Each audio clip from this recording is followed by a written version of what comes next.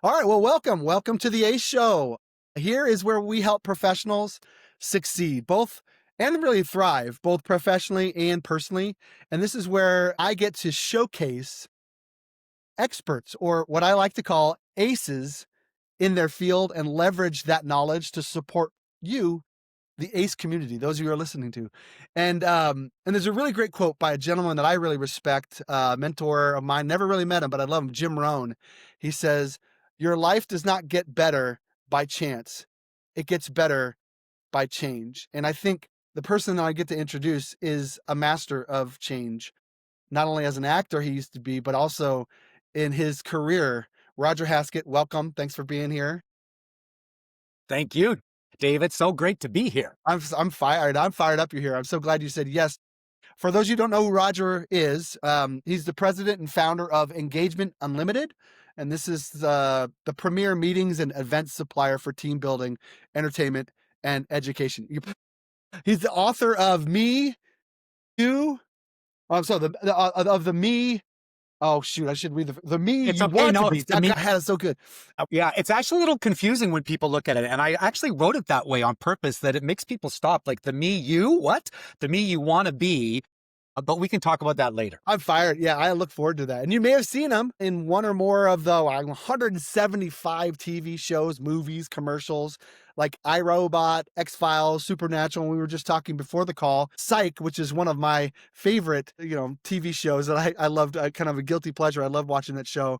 And I was first introduced to you, Roger, by a mutual friend of ours, John Chen, who shares a podcast called The Engagement Show with you. So after watching one of the episodes, I realized I needed to connect with you. So I'm so glad you're here.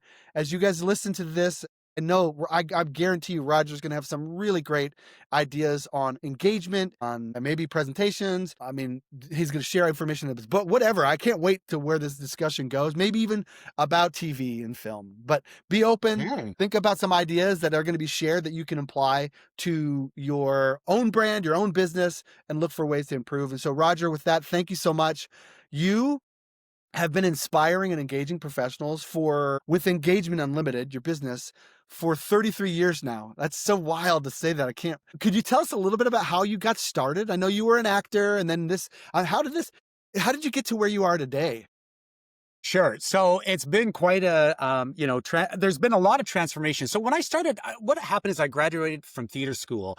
And at that point, I had an undergrad degree in history. I had a professional certificate to teach, and I had gone back to get my master's in education. And while I was getting my master's, I was like, well, why don't I take, acting? I acted in high school for fun. And I was like, I'm going to be a high school teacher teaching socials and teaching acting. That would be amazing. Like, what a great day that would be. So I took acting, and then I got bit by the acting bug. So when I graduated, I was like looking around going, no one's in a hurry to give you a job as an actor. I mean, being an actor is a brutally hard job. David, what I'm talking about. It is, you have to prove over and over and over again that you can do the job before you even get a chance to do the job.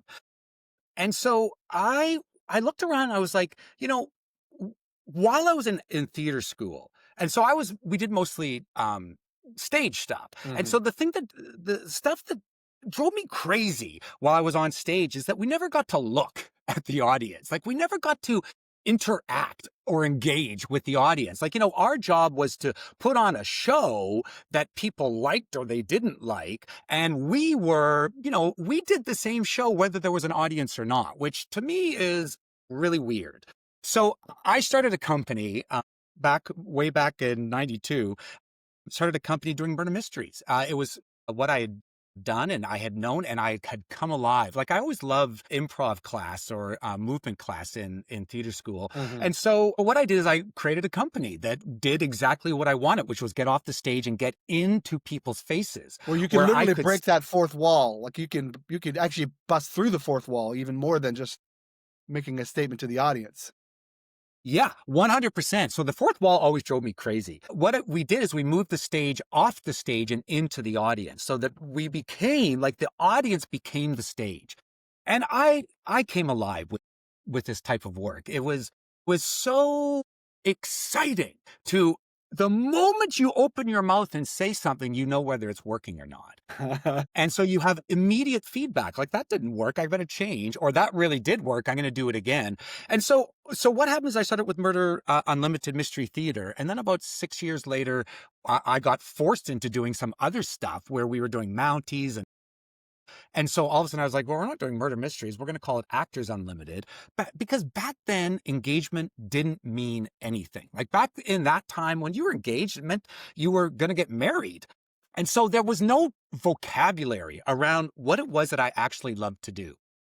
That, people talked about interactive, but interactive doesn't capture it. Fast forward till like 2012 or something. And finally, I was taking my company, which was mostly doing acting stuff. And I started to go, I'm a teacher. I love getting on stage and talking about what's in my brain. Why don't I start doing that? So I started to become a speaker. And then that sort of exploded everything. And Engagement Unlimited sort of rolled out of that because we realized that what unified all the things that we do, whether it's Family Feud or murder mysteries or facilitation or speaking or emceeing, whatever, or give back products, give back things like building mud pie kitchens for kids that are donated to the community. All of the things that we did filtered through engagement. Mhm. And engagement to us is active participation. To me, what engagement is when you are actively participating with the other people in in the room. And that's exactly what I started to do back in 92 when I was like, I want to be in the room with people, not on stage, hoping that they're engaged. And so, engagement. So that's how I started. Uh-huh. All the things that I do sort of wrap around the same sort of issues. Like they wrap around performance, they wrap around teaching, they wrap around, and those things are driven by engagement. Okay. And so who is the typical person that might come to one of your events? Or I mean, I imagine you now, it's just across the board. Companies could use this skill that you teach. Yeah, who's kind of I would say ideal, but I imagine there's just a whole host of people that might come to experience. So I say that this drives my brother, who helps run the company with me, a little crazy because he's in sales and marketing, and what I say is that we teach humans about human issues. And so our market really is everyone who's a Mm. human. Aliens, keep away. But the truth is, we actually serve all over the place. Work with credit unions and unions. We work with CEO groups. We work with people in the public sector. We work with teachers. We work with salespeople. A lot of sales work that we do because the stuff that we talk about really helps salespeople. But like really across the board. And so when people say, "What's your niche?" I'm like, "Oh well, what's our current niche?" Because it really does just keep changing. And so really, I believe that everyone does better when they start thinking about engagement. Everyone does better when they start thinking about internal power. Everyone does better when they start having tools to create external power in moments that they need it, and how to reach inside yourself with what I call Roger's rules so that you can be a bigger, better version of yourself when Mhm. it matters most to you. Like whether that's at home talking to your spouse or your kids,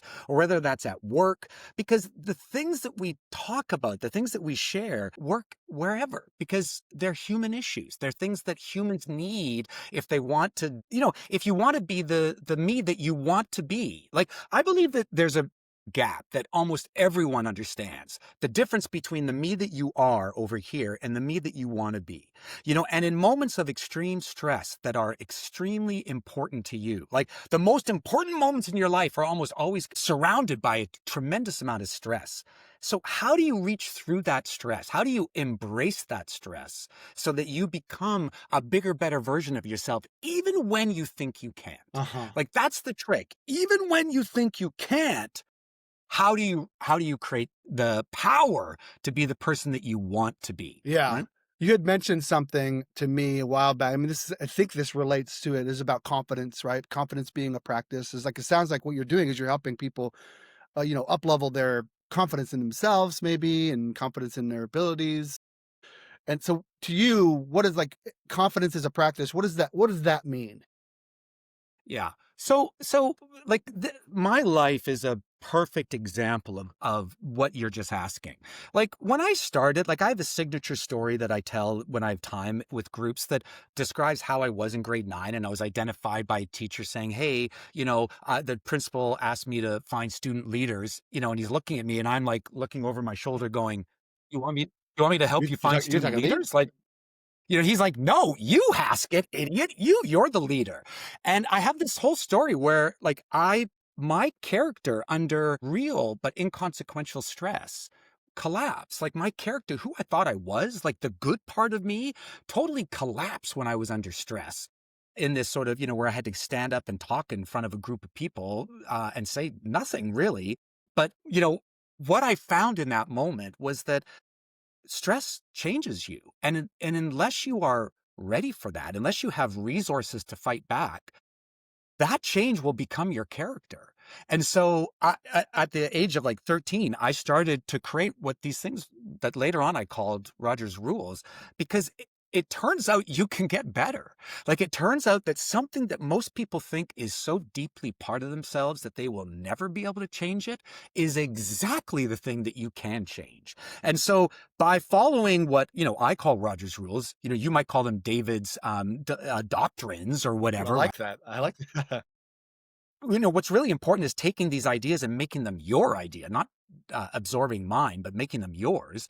And I created these rules that allowed me to start to be the person I needed to be in these moments of extreme stress so that my character wouldn't disappear, but rather my character would shine through.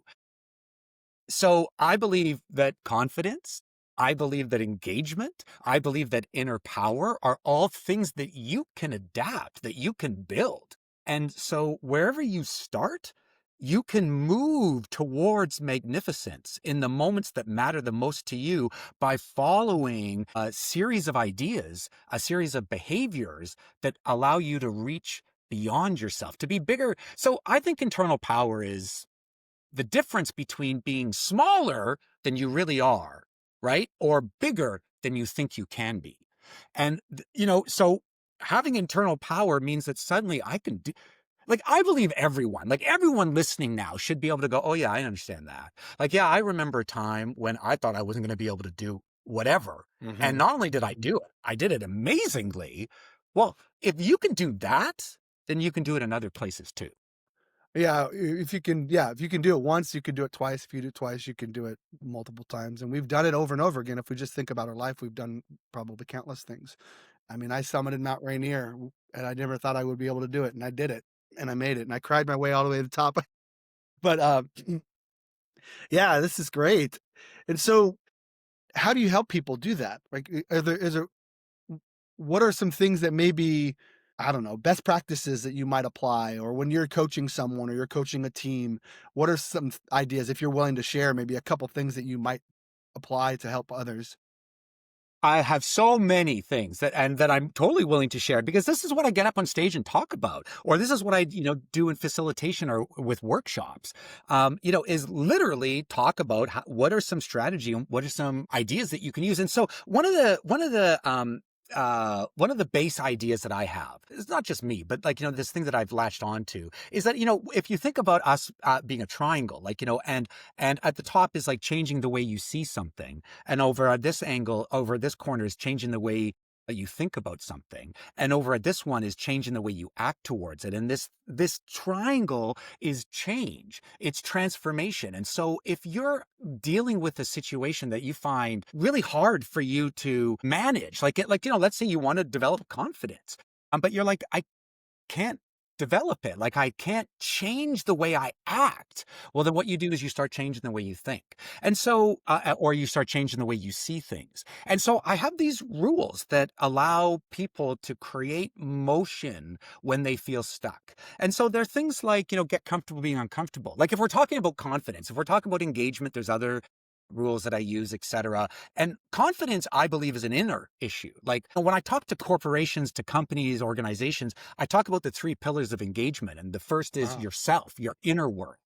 And the second is your external world that is engaged. So the inner power is the first one for you. Engagement is the second power, which is external power, where I'm talking about it. And then the third is the pillar is the organizational culture, the organizational. So whatever, it's like the triangle again, whichever one you start with, you start affecting them all.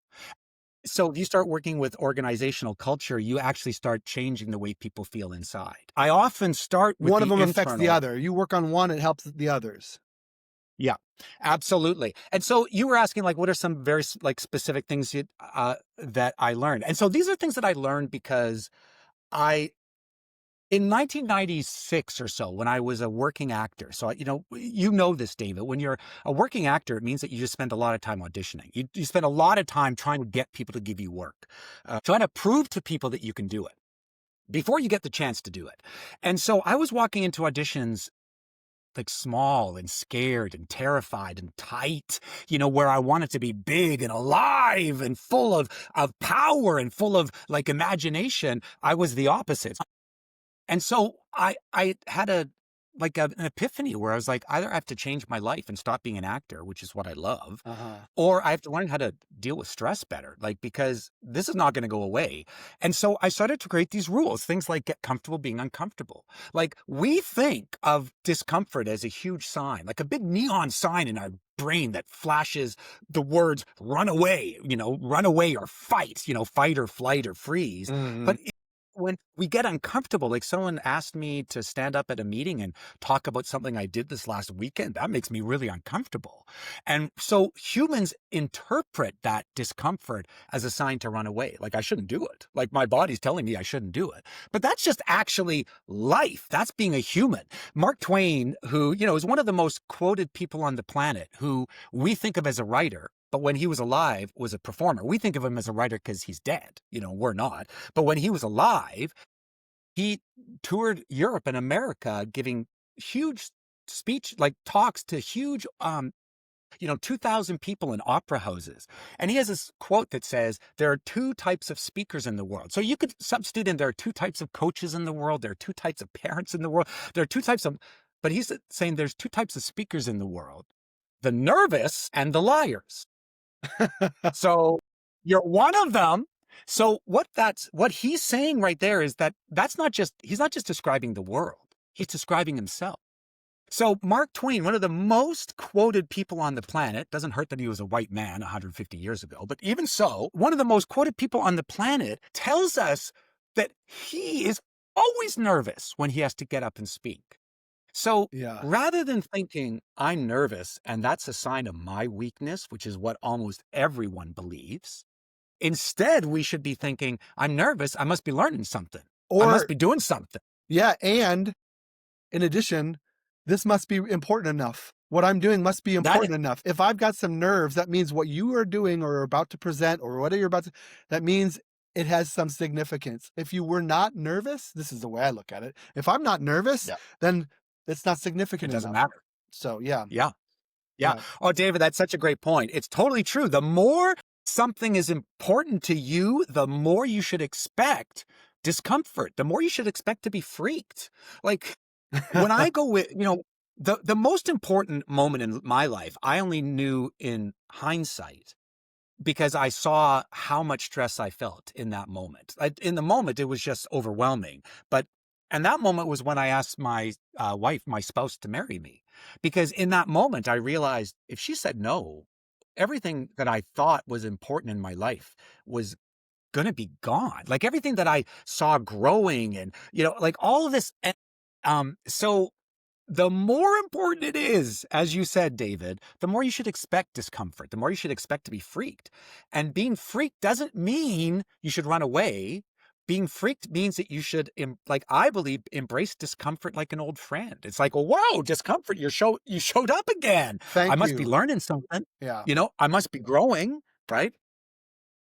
Yeah, I mean, you gotta and you push through it. Then where do you grow when you push through that fear? I mean, I've got 2 boys who, you know, who are always going through their own, stresses and trying out for new, teams, or what if I don't make the team? What if you Yeah. what if you do? There's also another stresses. I always think I don't know if this is going a different track, but okay, what if I think part of it is people are afraid to get uncomfortable because, well, what if they fail? I think it's what's more important, or at least more important for me, and I would love to hear your thoughts on is what if What if I succeed? Like, I imagine when you started your business, I can't imagine. I mean, maybe you saw, maybe I have some vision of where I would like what I'm doing to go. But what happens when I start getting what I want? That's actually nerve Yeah. wracking too. That's fearful. It's like, gosh, what if I succeed? And Yeah. so sometimes that holds people back. Yeah. Oh, 100%. And you're absolutely right. The reason that we feel discomfort comes from a lot of different areas, and some of them are extremely sneaky. Like you do something because you think, I'm doing it because I want to succeed at this. I want to be good, or I want it to be effective. That's why I'm doing it. But then in the back of your brain, it's like, do I really want, because what you said is exactly right. Like I get up on stage now and talk to groups all over the place. I travel all over and I talk to groups. I often ask in the middle. One of my rules is the more fun you have, the more fun they have. And I, hire and fire people based on this rule. I mean, really, I literally will go, you don't look like you're having enough fun out there, so I don't think I can keep hiring you. Like if you can't get through the stress to the fun, how are we ever going to get the audience to relax and have fun? Percent. But what was I going to say? I was going to say, what was I talking about? Get comfortable being, no, um, the more fun Push it you through have, the the more fun fear. they have. Oh yeah, I stand on stage and I will say to people, I'll say, so do you think I'm nervous now? Like after talking about like Mark Twain and stuff, and people will go, no. And I'll go, what? Like, what did I just tell you? Because they'll go, but you look so comfortable. And I'm like, where did that come from? That comfort didn't just appear. It came because I worked at it. And so the stress level that like, if someone had said, if someone had said to me, if you actually do this, Roger, you're going to be having to stand up in front of strangers all the time and share thoughts that are in your head. And I'm an improviser, so I don't work off a script. So I'm going to get up on stage and I'm just going to have sort of a couple ideas in my head, and I'm going to have to talk to them. And those people are going to be CEOs, and those people are going to be they're going to be everywhere, and they're going to be important or not. But they're all going to have eyes that are staring at me that need me to do or be something. Why would I let myself do that? Because that's stressful. But the reality is, get comfortable being uncomfortable. We just talked about one rule. Like there's, another huge rule that I use is fight to be positive. Or another one that I use a lot right now is the way you think about stress determines its impact on you. Mhm. This one is so for coaches, for presenters, this is a really, really important one to think about, that the way you think about stress determines its impact on you. So if you think about stress as it's killing me, or, oh my God, this stress is showing me that I should run away and I shouldn't be here, then it will. Literally, there's all these studies out there. They did a study on health, and they took people who had heart issues, like heart attacks, in the previous year or whatever, and they split them in half, and the control group went off not knowing anything. And the other group, they sort of said, hey, come over here. Did you guys know that stress is actually useful for you? That, you actually need some stress to do the most important things in your life? Did you actually know that stress is here to actually help us? Like it helps our bodies rise to the occasion. Anyway, by the way, that's all we wanted to say. Adios. And so the control group in the next year had 42% of the people, in almost half, had heart issues, like heart Uh-huh. attacks, whatever, serious things. People died. And then over at the other group, take a guess, David. Take a guess how many? 42% over here had heart attacks. The people that they just said, hey, do you know you might want to think about stress differently? How many of those people? I don't know. I'm Take gonna a guess. say 10%. Yeah, nice. It's a magic number, David, so it's not 10%. What do you think it is? It's a magic number. 9? I don't know. I don't know what I'm. Zero. 0. Oh, that is what? Magic number. Wow. Zero. I should hold zero a different way, right? That in the next year, the people that were taught a different way of thinking, that's it. They saved themselves from having stress-induced heart attacks. That's wild. That's and not surprising, but very wild. So there's another one that is even crazier. This one I call profound. So what do we still have some time? Okay, so they went to the Philippines and they looked at housekeepers, so the hotel housekeepers. So the people that go in after you check out and they fix the bed, tuck the bed, they vacuum, they clean. And they, took these people, they measured all of their body fat, hip to waist ratio, their cholesterol. They measured things to see how healthy they were and how much exercise their body felt that they were having. And then the control group, they didn't say anything. They just measured them and they sent them off. And the other group, they took over here and they said, hey, do you know that the Surgeon General actually says that what you do on a daily basis counts as exercise because you're moving and you're doing things. Did you know that? It's so weird that the Surgeon General thinks that what you're doing is exercise. Anyway, we're going to put that up on the wall in your break room so that you guys will see a poster. And then they let them go for 6 months or something. And then they came back and they measured them. Now, what they did is they made sure that no one in the time started to go, hey, I'm thinking about exercise more because you guys talked about it. So I'm going to walk home instead of taking the bus. They made sure that the people's lives hadn't changed. And, people whose lives did change, they pulled them out, whatever, so they wouldn't change the results.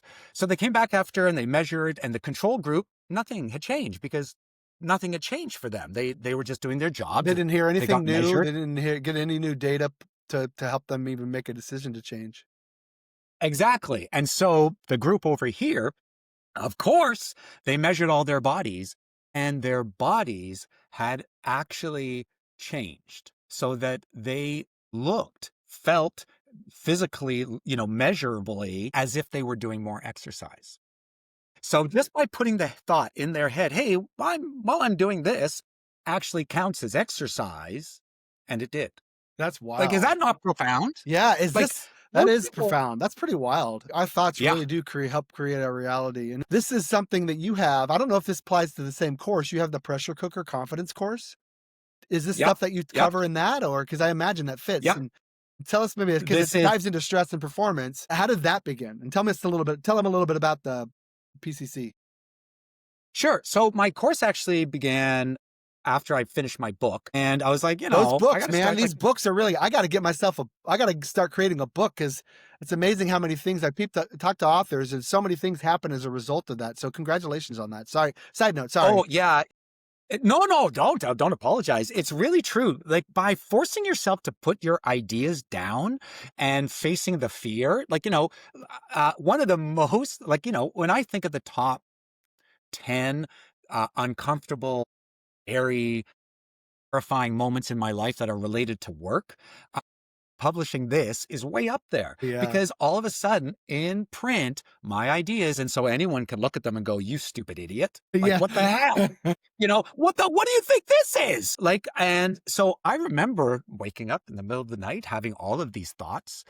I didn't finish that story when I get on stage and I ask people, am I nervous? And people go, yes. And I go, no. I go, I might not be so nervous right now in front of you. I am. I mean, it's hidden in behind me. We have this thing called dual reality, which is part of my course, which is part of my book. Dual reality, this, David. Dual reality is when you can show something on the front of your body, on to what you're expressing to the world, but what's going on the inside is like World War VII, right? You're calm and presentable, but inside you're like a gibbering idiot.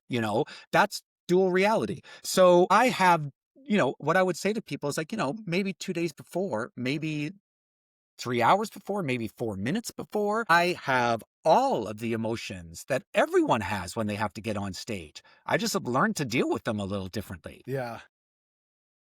So that, that's not really fair. I've learned to deal with them so that I harness the power that stress and fear give us, as opposed to running away from it, as opposed to ignoring it, as opposed to pretending it isn't there. This is nuts.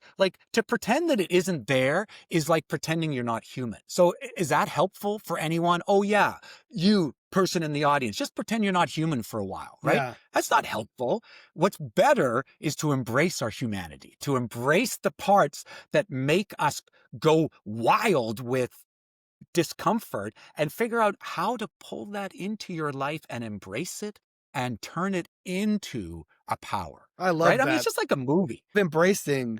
I remember when I was starting out trying to make it as a stand-up comedian.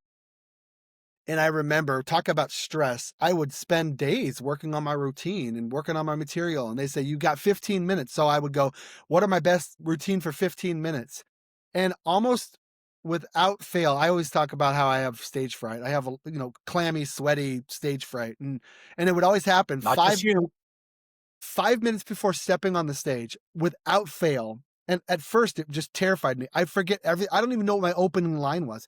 I don't know. And I would be like, and I would panic, and I'd be like, I'd have to look at my notes, and I would get, I mean, I'm right now, I'm actually recalling the first couple moments of that happening.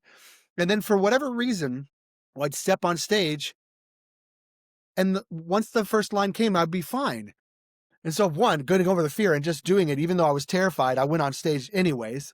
Two, the lesson I learned is, and what I teach people is when I'm coaching them, an hour before your presentation, stop doing any work on your presentation. You've done all the work, just be with people, enjoy it, and step on stage. And so once I coached David. myself on that, I was like, you know what? No longer am I going to stress about my lines. I know my lines. I had a Hmm. teacher who, Dude Hatton, I remember her, and I always got, because I still have stage fright, but I know how to cope with it now. But Yeah. I asked her, I was like, how do you memorize? How do you do it? You look so professional. She's so good. She's like, David, because because I know my lines. And it was like, I know my lines. I worked on my lines. I've done it. I don't have to worry about it. There's a better lesson there. I got to work on telling that particular story, but that's what I remember that as, like, you know what? I've done the work. Just relax. Anyways, that's what you're saying. And I can imagine the pressure cooker confidence course that you have. That's one thing I would be like, how do I remove that? That's why I created all my systems, is because I was weak at something and I needed to get better. And so now I coach people on what I do. And I imagine that's all about what you do. Yeah, exactly. And what you just talked about things that are in the course, the things that you just talked about. I'm like, those are all in it. Like, how do you? So I really believe, and luckily I believed this when I was younger. Like, I believe, like, there's pre anything important behaviors, and pre anything important is you leave it and you go to do something fun. You go do something that just fills you full of joy. I used to go watch movies or hang out with my friends, like the day before a test, the night before a test. I would be like, the last thing I'm doing is studying. What I'm doing is bringing myself back to power. What I'm doing is finding my power. So when I was in audition rooms back in, and I was trying to figure out these systems, what I realized was that it wasn't good enough to just be able to walk in the room with that energy. It wasn't good enough to appear in the room with that energy. Like, what I needed to do is control my process moving into that zone. So what I realized is I was like, okay, so if I want to be really good in that room for auditioning or pitching an idea or doing a presentation or coaching, like, if I want to be good in that room, I need to think about what my energy is before that room. And so this is where engagement really I started to move from internal power, which is pressure cooker confidence, and started to moving into how do you create engagement?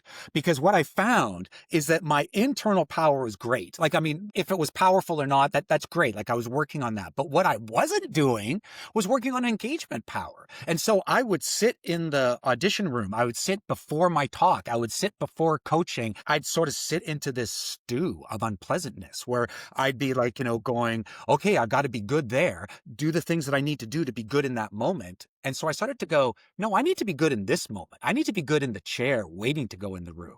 I need to be good in the moments before I actually do the thing that I'm trying to get good at. And so that's where engagement comes in. Because for me, when you engage with people, not only do you create power, but you also find yourself again. So what I would do is on audition rooms, et cetera, is I started to be friends with everyone. I'd start to be, I'd go up and I'd say, hey, I think you're auditioning for the same part as me. It's weird, isn't it? What do you think they mean on page 4?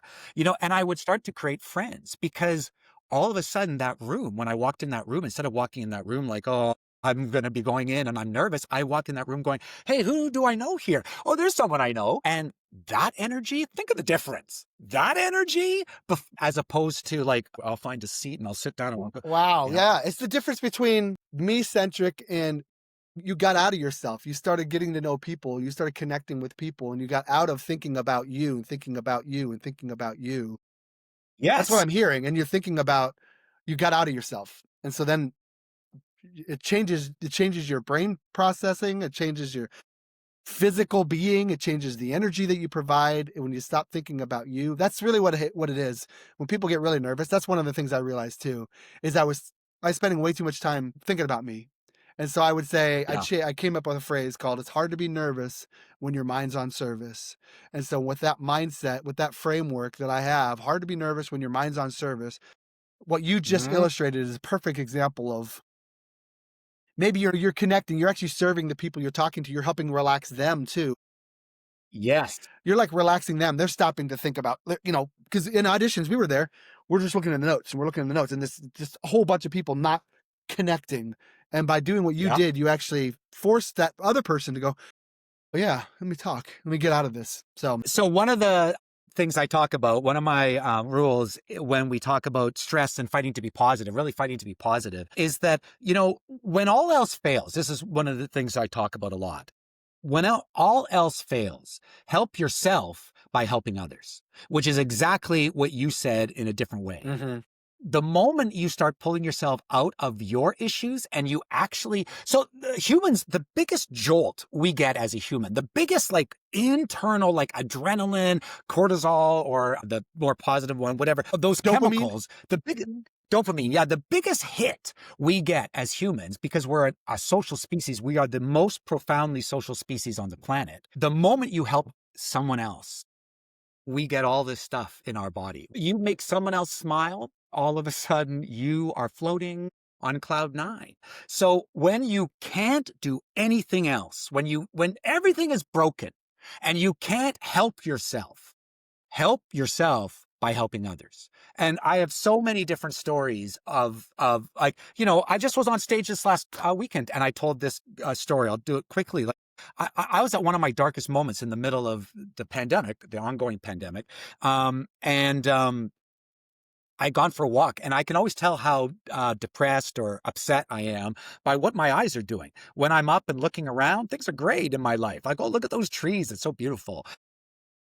And the closer my eyes go to my feet, the more depressed I am, the more Wow. upset I am. So that day, it felt like my eyes were looking behind me. Like I was more, like I can identify that as one of my darkest moments where, things were really, really horrible for so many different reasons. And nothing was making me better. Like I was in that spot for like a couple days, nothing. And so I went for a walk, which wasn't making me any better. I was looking at my feet, and all of a sudden there's this sound, like this person goes, excuse me. And I'm like, I can't see anything. Oh, and they're in this car right next to me. There's this old grandmother, like an old Asian woman, and she doesn't speak English. But shows me that her car isn't working. So I get in her car and I try to figure out if she's got her keys stuck. And I have to wrench. It takes a while. I have to really wrench the wheel. I'm worried about breaking her car. And finally, I get the key out. Uh-huh. And I give her the key, and she's so grateful. And she says to me, I get out of the car and I'm walking. She gets out of the car and she goes like this, and she says, "Come in," and she makes me understand that she wants to make me lunch. To pay me back. And I go, you don't have to make me lunch. Like I'm saying, in broken English, whatever, like, it's all good. It was my pleasure. And I turn and I walk, and what's happened? Like I was in my darkest moment, and suddenly I'm looking around, and it's like I'm taking like I'm walking on air, because all I did, I helped this I helped this woman with a minor thing, but that was big for her. Mhm. And that little bit of helping others wiped out my internal, like horrible energy that I was spewing on everyone around me for a couple days. Like, I'm so unhappy. Like, so when, so I'm going to get you to write down and send me the one that you have, the one about service. Okay. When you're nervous, service, because that's another great way of saying what we're talking about here. But anyway, like to get back to it, my course is like got a ton of different, it has really 3 or 4 main rules with about 10 more other rules that are really about how to build yourself up when you feel that you can't be the person you need to be. And then my next course is how to create engagement, Oh, good. Can we which talk is, about that? Yeah. yeah, let's do that. Because I mean, as a presenter coach, I mean, I focus a lot on helping people present. We talked about this earlier about the introduction. I really put a lot of energy on how to craft a great introduction. And that's where I think engagement begins, is before you even say a word, before you even get into the content, how are you engaging with them even before? And then how do you engage with them in that initial spot? I mean, and so I'm really intrigued and interested in this. And so wouldn't you mind just tell us a little bit about that? And even I want to talk a little bit about one of your courses about active participation. But Yeah. So, I mean, we'll talk about active participation because engagement is active participation. That's what it is. And so I really believe, like you, that the beginning is really important. You don't have to do it. Like, if you start it later, whatever, you'll still get benefits. But, one of the testimonies I have that really I hold close to my heart is this person wrote, I did a session at 7 in the morning, for a conference, like 7 in the morning. I'm talking about the power of play, I think, or maybe it's how to create engagement. And this person wrote in, within 10 seconds, I sat up and I knew this was going to be different, like within 10 seconds. And this other person wrote the same survey result, wrote, I felt like I sat down and started to listen and all of a sudden it was over. It was so captivated. So what I believe is like I have a standard opening that I now use whenever I can, which I use for creating engagement, mhm. whether I'm talking about engagement or not. Should I talk about that? Oh, of course. Yeah, yeah. Okay. So what I call this is I call it my connection intro quiz. And what I do, so the first thing I do when I get up on stage is I do some version of, hey everyone, I'm Roger. Listen, I talk a lot and I talk quickly. So if you have any questions, get your hand up right away. Because if you're waiting for me to take a breath, who knows when that's going to happen, right? And so people laugh and I go, is that a deal? And like 3 people go, deal. And I go, no, seriously, is that a deal? Is that a deal? And people go, deal. And I go, great. Okay, why do people come to conferences in 2025? Like if we went back 10 years ago, 15 years ago, number one reason people went to conferences was education for learning. What is the reason now? What is the number one? And so I drag it out of people and I get people to shout out. And if people shout out the wrong answer, I do it comically because comedy is humor is a wonderful way of creating engagement. So, if someone yells out something, I'll go, nice, but wrong. And what people say is connection. I'll go, yes, we desperately need connection. As a matter of fact, belonging is the number one value, the number one important for humans. We need to belong. We're a herd species. So what I do right away is I go, okay, I'm going to put you guys into your teams at your table. And then I have a slide, which is called my the Holy Trinity of Socializing. And I teach them. Like I go, this is how, this is what I want you to do at your table. You're going to go, there's 3 things, your name, because you might say, my name is Monica. And I go, Monica, that's my wife's name. I hate that name. Connection, right? My wife's name isn't Monica. Or someone might say, I live in Chicago. I go, Chicago? I've been to Chicago. I got totally ripped off by a shoe shine guy. Connection, right? And the third one is, what do you do? Like not what you work at, but what you do, because some people, what they do is more important than where they work. And because that creates a connection. Oh, really? The fourth one I add is, what do you do to fill the hole in your soul? And people go, what? And I go, yeah, you didn't even know you had a hole in your soul. So this is the sort of thing that you need to do every day so that you feel whole, so that it makes your soul feel whole. There's no right or wrong. It could be I hang out with my kids, I get away from my kids. It could be like, I play piano, I go exercise, I walk my dog, whatever. Yeah. And then I say, there's like 6 of you at a table. I'm going to give you 5 minutes to do this. So you have to go fast, like 1, 2, 3, 4, do it. And then before I let them do that, I go, wait, because I'm going to put a quiz on your table. And the quiz, the first page you can do. So as soon as you finish the connection, do the first page of the quiz. And when you're done, put up your hand. I ask them to put up their hand because it locks in all the people who are competitive, right? We're trying to create engagement, right? So I'm tricking people into engagement now. Yeah. And so what happens is that they turn at their tables and they start doing their thing. And the room explodes with sound, because when you let people actually talk about things that matter to them, they get excited and interested and engage. So at the end of that, they do the first page. It's all comic. It's like, identify the celebrity by the smile, identify the game by the toy. It's all things that are fun and dynamic. And then the next thing kicks in. So I go, okay, on the back, you have answers to questions that I'm going to pre-test you on. Now, how much of the information that you hear at this conference or in this session, how much is going to go across in one ear, cross your brain pan, fall out the other ear, land on the ground, never to be heard again? And I get people people go, I don't know, 20%. I'm like, no, nice, but way off. And some person will go, 80 or 90%. And I'll go, you, that cynical person over there is exactly correct. 80 to 95% of what we learn I wanted to answer, is by the left. way. I was already being engaged. You had me going. I was about to say 90%. Good. I should have You let had me you, David. engaged. I should have let you. I usually let people, but I'm on a roll now. No, you did So, great. so basically, I talk about that you need to lock in the most important things. So this is really important for speakers. This is really important for coaches.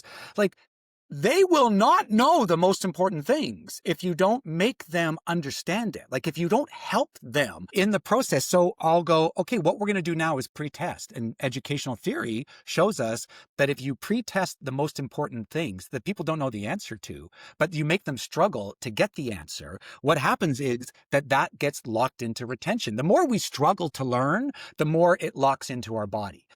And I teach some other things like writing, other I things like love that that. that are. I love that, by the way. And when I'm coaching people, I'll ask when I'm coaching them on, like, when you're quizzing the audience or you're asking, I say, being wrong is a great way to become more teachable. So there's a lot of power in asking. It's okay if they're wrong. They're actually going to become a little bit more teachable, especially if you're really, like in your case, you're really bringing them in, you're engaging, they want to learn. So it's okay when you ask them, hey, why do I do this? Or what do you think this is? And then they're wrong. You say, no, that's okay. And then you're doing it in a much funner way, or like more like wrong, but it creates the teachability. It creates a desire to learn.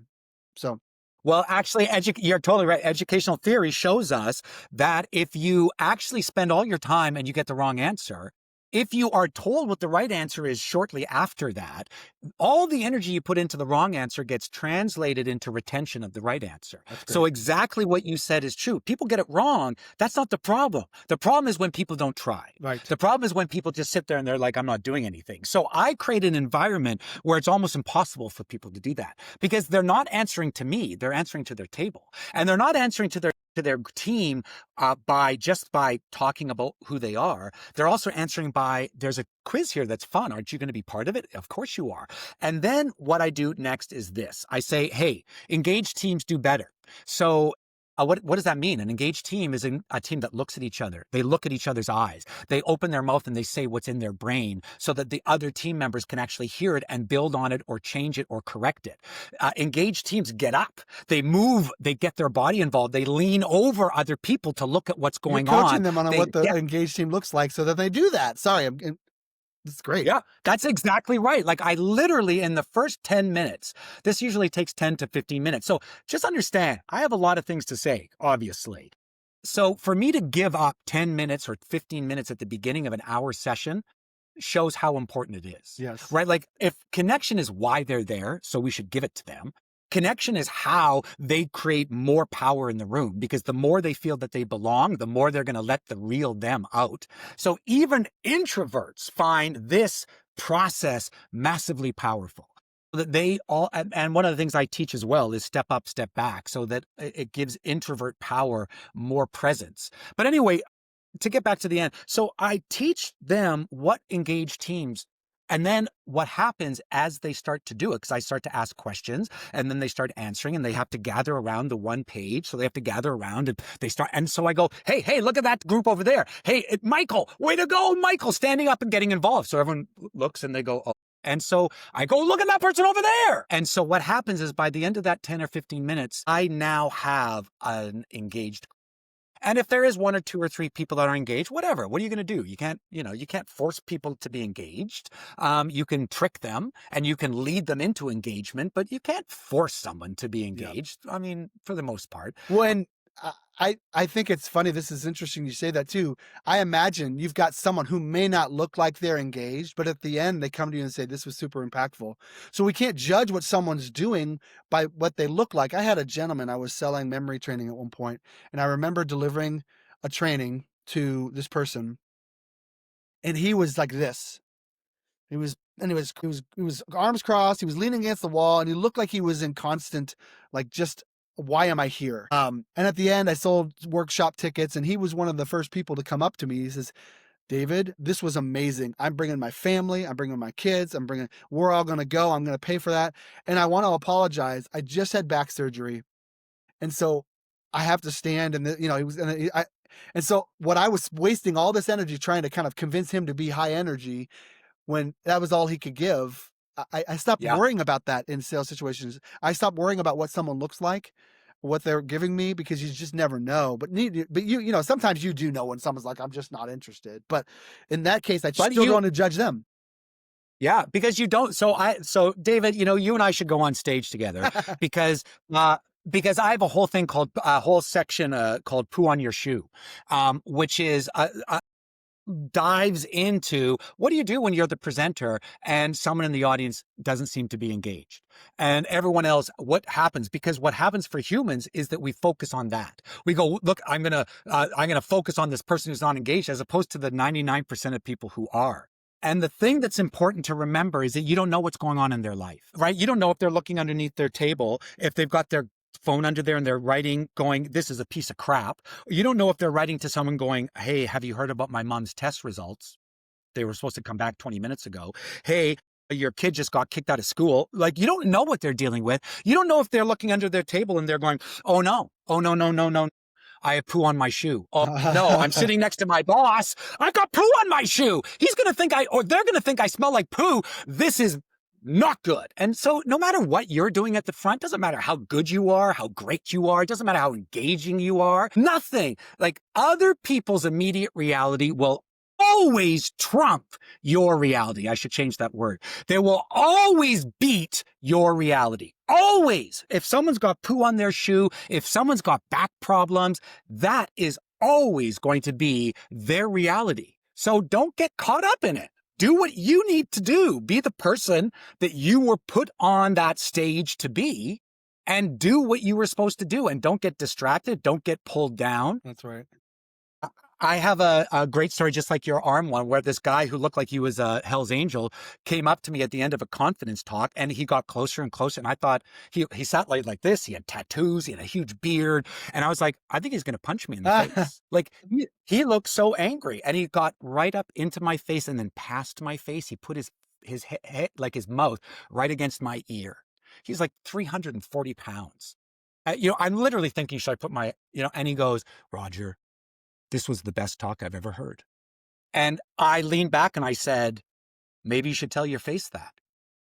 And he was, what? And I went, maybe you should tell your face that because your face for the last hour and a half told me that you were absolutely disgusted.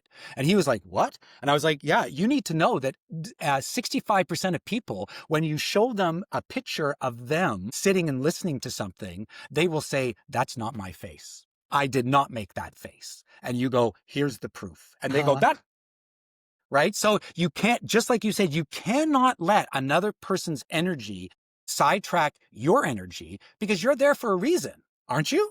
You're there for a reason. You're there to make a difference, right? Yep. So make a difference. That's right. Control what you can control. Control how you show up, control your energy, control all the pieces you can, and then totally. let them do it. But I mean, that's awesome.